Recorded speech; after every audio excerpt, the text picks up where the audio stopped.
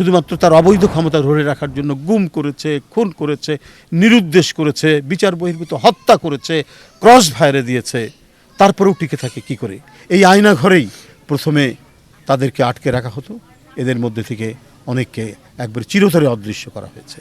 যে বিএনপি ক্ষমতায় গেলে আবু সাইদের নামে হয় পীরগঞ্জ, নাহলে রংপুর, নাহলে ঢাকায় তার নামে জনহিতকর প্রতিষ্ঠান গড়া হবে।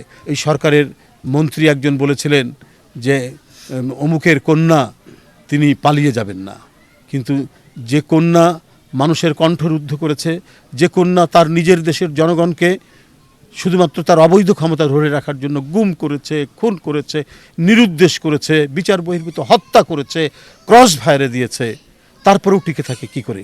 18 কোটি দেশের মানুষ, যার অতীতে অত্যাচারীর বিরুদ্ধে লড়াই করার যে সংগ্রাম এবং দেশের স্বাধীনতা রক্ষার যে সংগ্রাম, আমরা যদি দেখি সেই পালদের সময় থেকে, সুলতানি আমল থেকে এদেশের মানুষ বরাবরই নিজের দেশের স্বাধীনতার জন্য তারা লড়াই করেছে। সেই লড়াইয়ের সূত্র ধরেই আবু সাইদরা সর্বশেষ যে লড়াই করে দেশকে স্বাধীনতা দান করেছেন, যেটিকে বলা হচ্ছে দ্বিতীয় স্বাধীনতা, এটির মানে যে এটা কোনো অর্থ দিয়ে, কোনো মূল্যবান কোনো পাথর দিয়ে এটা পরিশোধ করা যাবে না।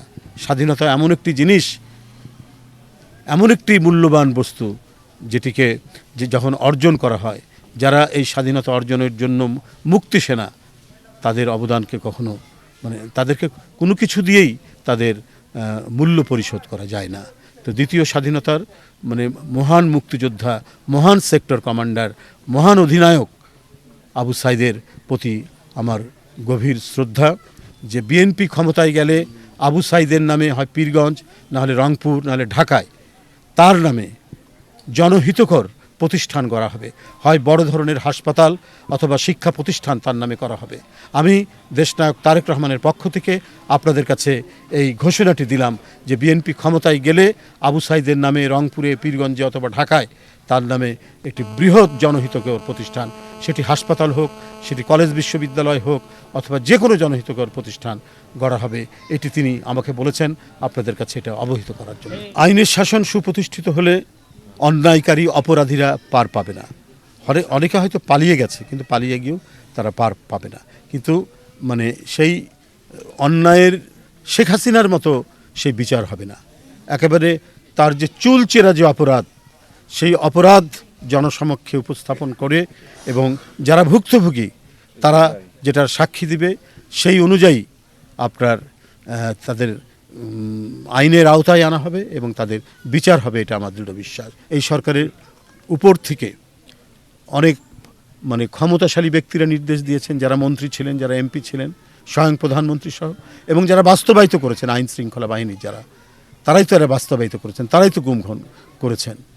আয়নাঘর শব্দটি আসলো কোত্থেকে? এই যে একটা গভীর অন্ধকার কবরের মতো একটি জায়গা, এই শব্দটি আসলো কি করে? এই আয়নাঘরেই প্রথমে তাদেরকে আটকে রাখা হতো। এদের মধ্যে থেকে অনেককে একবার চিরতরে অদৃশ্য করা হয়েছে। আজকে 8 বছর 9 বছর পর আজমি সাহেব, তারপরে আরেকজন মীর কাসেম সাহেবের ছেলে, তারা আজকে বেরোলো কীভাবে? এই ধরনের আয়নাঘরে রেখেছে। একটি সভ্য দেশে যেখানে মানে ন্যূনতম আইনের শাসন থাকে, সেইখানে দেশের একজন নাগরিককে শুধু রাজনৈতিক স্বার্থে 8 বছর 9 বছর মানে বিনা বিচারে আপনার কোনো গোপন প্রকোষ্ঠে আটকে রাখা, এটা যে কত ভয়ঙ্কর অপরাধ, এটা যে কত বড় মানবতা বিরোধী অপরাধ, তার কোনো মানে আমরা এর কোনো শেষ বলতে পারবো না।